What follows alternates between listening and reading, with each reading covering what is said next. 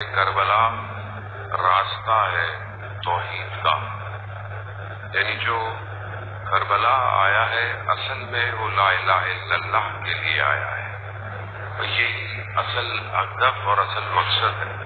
اور ہمارا بھی یہی مقصد ہونا چاہیے کہ جب ہم ان مجالس سے اعضاء میں آئیں یا اس کو قائم کریں اور کسی بھی حوالے سے ہم کوپریٹ کریں اور خود سننے آئیں یا پڑھنے آئیں اور اٹھ کے جب جائیں تو ہم خدا کے قریب ہونے چاہیے، کیونکہ سید الشہداء علیہ السلام نے یہ جو اتنا بڑا سسٹم آرگنائز کیا تھا یہ صرف خدا کے لیے تھا۔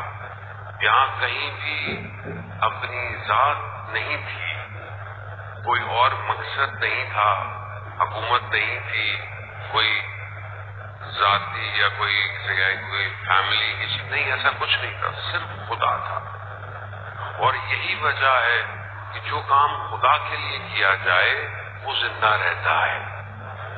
اسی لیے آج پوری دنیا میں آپ دیکھیں گے، دنیا کے اس خطے سے لے کر اس نقطے تک کہ جہاں جہاں ماشاءاللہ انٹرنیٹ کا دور ہے، آپ گوگل کر سکتے ہیں، چیک کر سکتے ہیں، جتنا ہم بھی دنیا میں جاتے رہتے ہیں اندازہ ہوتا رہتا ہے، ہر نقطے پہ حسین کا ذکر ہو رہا ہے۔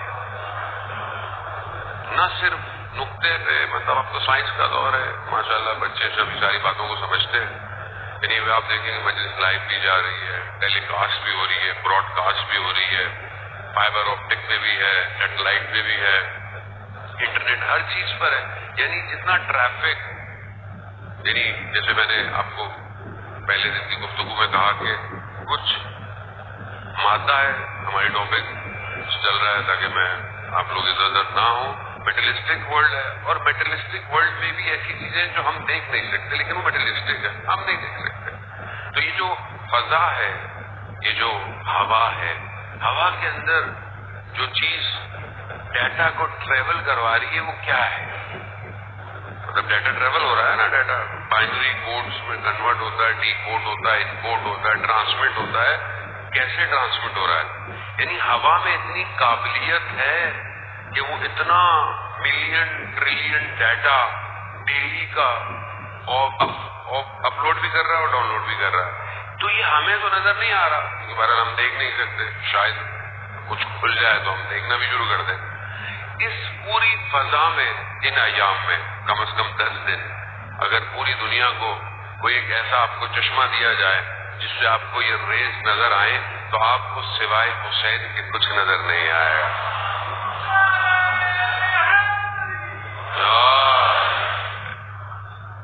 کیا کام کیا ہے، یعنی کیا امام حسین نے کام کیا ہے، فضائیں بھی حسینی ہو گئی ہیں۔ یہ ہوتا ہے کہ جب آپ خدا کے لیے کام کریں تو خدا پورے نظام کو آپ کو دے دیتا ہے۔ ہمیں بھی یہی سیکھنا ہے اپنی زندگی میں، یہ جو ہم اپنی زندگی گزار رہے ہیں یہ خدا کے لیے یا نفس کے لیے یا خواہشات کے لیے۔ سورہ طٰہٰ کی جس آیت کو ہم نے اپنے لیے سہارا بنایا کہ پروردگار نے حضرت موسیٰ کو کہا کہ القیت محبتی، میں نے اپنی محبت کو آپ کے اوپر عکس یعنی ریفلیکٹ کیا، اپنی محبت کو، تاکہ میں آپ کی تربیت کر سکوں، اپنے نگاہوں کے سامنے آپ کو بڑا کر سکوں نگراں۔ عزیزان محترم، حضرت موسیٰ اور پروردگار کا رابطہ میں نے پہلے بھی آپ کو بتایا کہ بہت کلوز، سب سے زیادہ قرآن حضرت موسیٰ کی گفتگو کر رہا ہے، سب سے زیادہ جس سے ان کی قوم اور ملت کے کر رہا ہے تاکہ ہم اس سے عبرت لے سکیں۔ لیکن وہ جو گفتگو ہے، وہ جو رابطہ ہے، وہ جو محبت ہے، اس کو بھی تو ہمیں اپنی زندگی میں ریفلیکٹ کرنا ہے کہ خدا جب اپنی محبت کو کہیں ریفلیکٹ دے دے، کسی طرف دے دے، تو وہ وجود پھر خدا کے لیے پرورش پاتا ہے اور اس کا ہر قدم خدا کے لیے ہوتا ہے۔ اور حضرت موسیٰ کے زندگی کے مختلف واقعات کہ حضرت موسیٰ کی پرورش خدا نے خود کروائی، کتنا بڑا اسٹرکچر تھا کہ حضرت موسیٰ کو مارنے کا پلان تھا، سب کچھ تھا، لیکن اس کے باوجود خدا نے موسیٰ کو فرعون کے گھر میں ہی پلایا بڑھایا. اور کیا خوبصورت حضرت آسیہ بنت عمران نے جنہوں نے پرورش کی حضرت موسیٰ کی، اور یہی کہا تھا جب وہ بچہ ان کے قریب پہنچا تو فرعون بھی ٹکڑا، تو جو بیان ہوتا ہے کہ یہی کہا کہ اس کو ہم رکھ لیں، یہ ہماری آنکھوں کی ٹھنڈک بنے گا بچے کو. اور پھر انہوں نے بلند کیا. پھر حضرت آسیہ کے ساتھ کیا ہوا، کتنی مشکلات انہوں نے جھیلی، کس لیے؟ صرف لا الہ الا اللہ کے لیے. توحید پرست تھی وہ. اور خدا نے بھی کمال، خدا تو خود کمال ہے، اس کی ہر چیز ہی کمال ہے. حضرت آسیہ نے جو دعا مانگی خدا نے اسے قرآن کی آیت قرار دے دیا کہ پروردگار مجھ سے اپنی قربت میں ایک گھر دے، بس کچھ نہیں چاہیے. اور یہ عشق اور محبت کی جو داستان ہے انسان محترم، حضرت موسیٰ کلام کر رہے ہیں، کلام کرتے کلیم اللہ ہیں. جب حضرت شعیب کی بیٹیوں کے پہلی دفعہ انہوں نے دیکھا، اور کتنے میسیجز ہیں انسان محترم، مطلب قرآن میسیجز سے بھرا ہوا ہے، اور ایک آیت میں 70 معنی جو ہیں وہ چھپے ہوئے ہیں. بہرحال یہاں بریکٹ میں جوانوں کے لیے خاص طور پر، کیونکہ جس معاشرے میں ہم ابھی ہیں اور سوشل میڈیا بہت زیادہ ہے ہمارے پاس، ساری چیزیں، آپ دیکھیں کہ درد سے حیا کتنی امپورٹنٹ ہے. کہ جب حضرت موسیٰ نکل گئے اس بندے کو مار کر، جب ان کو جانا پڑ گیا مدائن کی طرف، تو دیکھا کہ 2 خاتون انتظار کر رہی ہیں کہ پانی بھریں گے لوگ ہیں. تو انہوں نے کہا کہ میں آپ کی مدد کر دیتا ہوں. کہا ہاں کر دیں. انہوں نے پانی بھرا، لائے، تو انہوں نے دیکھا کہ یہ پانی ہے، میں لے کے چلتا ہوں. یا بعد میں کہتے ہیں کہ نہیں، وہ چلی گئی. انہوں نے اپنے والد سے کہا کہ جوان ہے، وہ شجاع بھی ہے، یعنی طاقتور بھی ہے، ساری چیزیں، تو اس کو لے کر آئے. جب کہتے ہیں کہ وہ حضرت شعیب کی بیٹیوں کے ساتھ چل رہے تھے، کہ ان کو تو نہیں پتا تھا گھر کہاں ہے، تو انہوں نے کہا، کتنا ظریف نقطہ ہے قرآن کے اندر، کہ کہا کہ میں آگے چلوں گا، میں خواتین کے پیچھے نہیں چلوں گا، میں آگے چلوں گا تاکہ شرم و حیا باقی رہے. جہاں مڑنا ہو آپ پتھر پھینک دیجیے گا. کتنا امپورٹنٹ ہے یہ. یعنی خدا نفس انسان کو جانتا ہے کہ کہاں سے گمراہ ہوگا. رسول خدا حضرت محمد مصطفیٰ صلی اللہ علیہ وسلم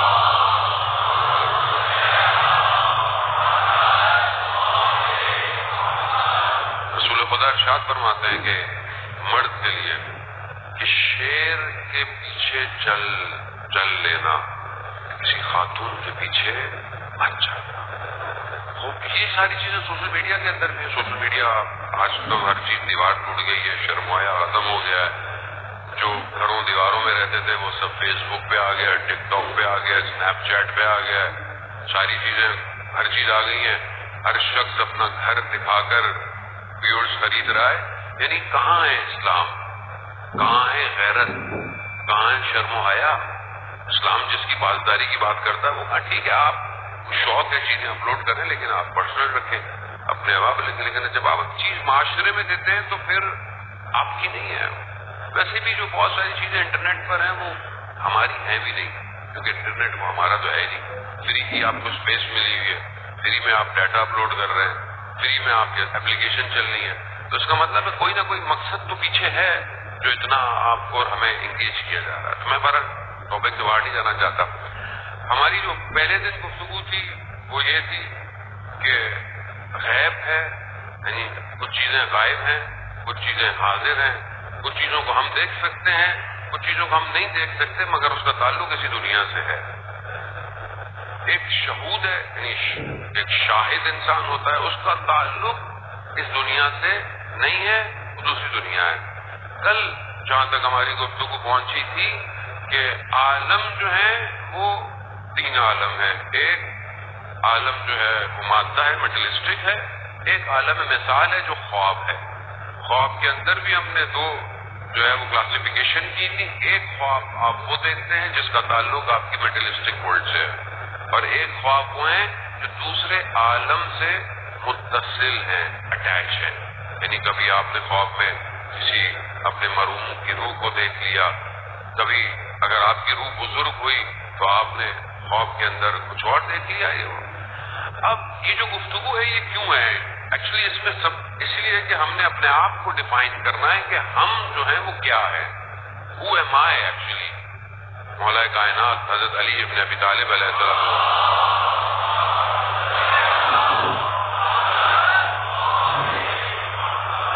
امام فرماتے ہیں کہ یہ شناخت یعنی جو اپنے آپ کو پہچاننا یہ بہت امپورٹنٹ ہے.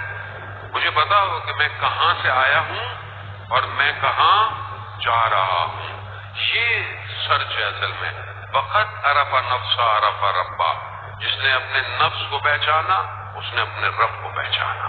تو یہ جو گفتگو ہے یہ اس لیے کہ میں اپنے آپ کو پہچانوں. اب میں کون ہوں, میں کیا ہوں, میں یہ صرف بدن ہے یا میرے اندر کوئی اور چیز بھی ہے جس کو میں کہتا ہوں. تو کل ہم نے بہرحال اس پہ بھی گفتگو کی کہ کمبینیشن ہے سول اور باڈی کا. سول باڈی کے ساتھ اٹیچڈ ہے, ایک جگہ پر باڈی رک جائے گی, سول آگے کی طرف ٹریول کرے گی. Story is not ending in the world. دنیا یہاں رک نہیں رہی ہے. یہ دنیا بہت محدود ہے, بہت لمیٹڈ ہے, بہت چھوٹی ہے. یہ بس ایک پیسج ہے. گفتگو کہ جب وہ کسی کے جنازے پہ دفنانے گئے قبر میں تو وہاں لوگ رو رہے تھے, تو انہوں نے بہت بڑے فلاسفر گزرے ہیں, خدا ان کے درجات بلند فرمائے, وہ کہتے ہیں کہ تم رو کیوں رہے ہو؟ اس لیے رو رہے ہو کہ یہ تمہیں چھوڑ کے چلا گیا ہے, مگر وہ تو نہیں رو رہا. تو انہوں نے مثال دی, ماں کے رحم میں, پیٹ میں, پریگننسی میں دو جڑواں بچے ہوں, دونوں بھائی ہوں, ایک ظاہر ہے پہلے آئے گا, ایک بعد میں آئے گا, چاہے 1 منٹ 2 منٹس کا ڈفرنس کیوں نہ ہو. اب دونوں اندر ہیں. اندر دنیا کیا ہے؟ ڈارکنیس. خوراک صرف ایک جگہ سے کھا رہے. اب ایک بھائی جب وہ اندر کی دنیا چھوڑ کے باہر آ گیا, اس کے لیے کیا ہوا؟ وہ کیا سوچ رہا ہے؟ میرا بھائی تو چلا گیا, میرا بھائی تو مجھے چھوڑ گیا. تو اب وہ کیا کرے گا؟ روئے گا. اس کے لیے جو چھوڑ کے چلا گیا. اب جو باہر گیا ہے اس سے پوچھو کہ کیا ہوا تمہارے ساتھ؟ یہ دنیا تو بہت خوبصورت ہے, ماں کے پیٹ میں تو صرف اندھیرا تھا, یہاں تو ملین کلرز ہیں, یہاں تو ذائقے ہیں, یہاں تو یعنی آپ اس کی دنیا میں بہت فرق ہے. وہ رو رہا ہے, یہ نقصان ہو گیا, اور وہ خوش ہو رہا ہے کہ میں باہر آ گیا ہوں, میں تو آزاد ہو گیا ہوں. کہا ہماری مثال ایسے ہی ہے. ہم رو رہے ہیں مر گیا, وہ مرا نہیں ہے, وہ ٹرانسفر ہو گیا ہے, وہ اس عالم میں گیا ہے جو اس سے کہیں زیادہ خوبصورت ہے, اس سے کہیں زیادہ حسین ہے, اس سے کئی زیادہ اس کے اندر جلوے پائے جاتے ہیں. اور ہم تھوڑی دیر کی زندگی اور اس شان و شوکت کو دیکھ کر سمجھتے ہیں ہماری مثال بالکل ماں کے پیٹ کی جیسی ہے. ہم اس ٹائم دنیا کے ووم میں ہیں, دنیا کے اندر چھپے ہوئے ہیں, اور ہم سمجھتے ہیں کہ بھائی یہی دنیا ہے. جیسے کہ میں نے جوانوں کو مثال دی, جو بچے ورچوئل گیم کھیلتے ہیں ان کے لیے سب کچھ وہی گیم ہے. جیسے وہ ہٹائے گا 3D کلاسز, بولا نہیں یہ تو کچھ اور ہے زندگی. تو زندگی کچھ اور ہے. اب یہ جو میں ہوں, اب اس کا سفر کیا ہے, اسی کو ڈیفائن. اصل میں ساری جو پرابلم دنیا میں ہوئی ہوئی تھی میں کے لیے. دنیا جو میٹرلسٹک ورلڈ یا فلاسفر یا آپ کہہ لیں گے سیکولر یا لبرل دنیا کی جو کلاسز ہیں وہ سب کچھ اس باڈی کے لیے کر رہی ہیں. جسم کو آرام ہونا چاہیے, گھر اچھا ہو, گاڑی اچھی ہو, کرسی اچھی ہو, بیٹھنے کی جگہ اچھی ہو, لیٹنے کی جگہ اچھی ہو, سونے کی جگہ اچھی ہو, سب باڈی کے لیے. برا نہیں ہے آپ اپنی باڈی کو آرام دیں, لیکن سب کچھ یہ باڈی نہیں ہے. باڈی اچھی ہونی چاہیے, جوان ماشاءاللہ جم جاتے ہیں, اب بال اچھے ہونے چاہیے, ساری چیزیں امپورٹنٹ ہیں, آپ کے لوگ اچھی ہونی چاہیے. لیکن جتنی محنت آپ اپنی باڈی پہ کر رہے ہیں اس سے زیادہ محنت آپ کو اپنے سول پہ کرنی ہے. کیوں؟ کیونکہ اصل چیز جو ٹریول کرے گی وہ آپ کا سول ہے, باڈی نہیں ہے. باڈی تو یہیں رہ جاتی ہے. آپ جب کسی کو دفناتے ہیں تو کچھ عرصے کے بعد سب ختم ہو جاتا ہے, صرف ہڈیاں رہ جاتی ہیں. اور آدمی کتنی مہنگی ٹرانسپلانٹ, سرجریاں, پلاسٹک سرجریاں کروا رہا ہوتا ہے، بعد سے تھوڑی دیر میں سب ختم ہو جاتا ہے، کچھ بھی باقی نہیں رہتا، سب یہیں رہ جائے گا۔